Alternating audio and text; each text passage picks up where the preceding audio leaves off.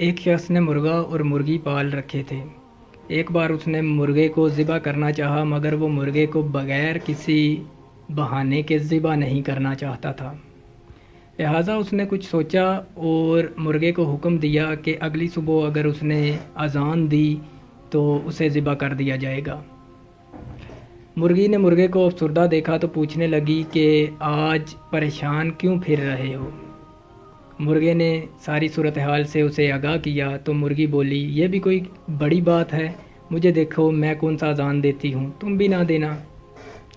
لہٰذا اگلی صبح جب اذان کا وقت ہوا تو مرغے نے اذان تو نہ دی، لیکن حسب معمول اپنے پروں کو پھڑ پھڑایا۔ جب مالک نے یہ دیکھا تو اس نے ایک اور حکم صادر کر دیا کہ اذان بھی نہیں دینی اور پروں کو بھی نہیں پھڑ پھڑانا، اگر ایسا کیا تو تمہیں ذبح کر دیا جائے گا۔ اگلی صبح مرغے نے نہ تو اذان دی اور نہ ہی پروں کو پھڑ پھڑایا، مگر حسب عادت جیسے وہ اذان دینے کے دوران گردن کو لمبا کرتا تھا اس طرح گردن کو لمبا کیا۔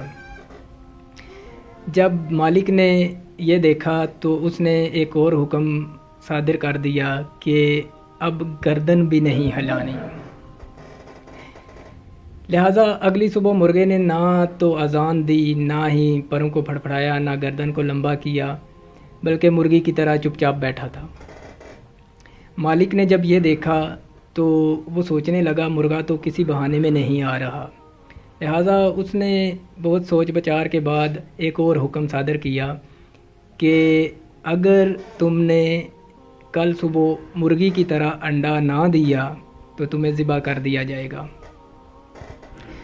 اب مرغا بالکل افسردہ اور رونے جیسا ہو کے بیٹھا ہوا تھا، تو مرغی اس سے پوچھنے لگی کہ کیوں رو رہے ہو، کیوں اتنے غم زدہ بیٹھے ہو؟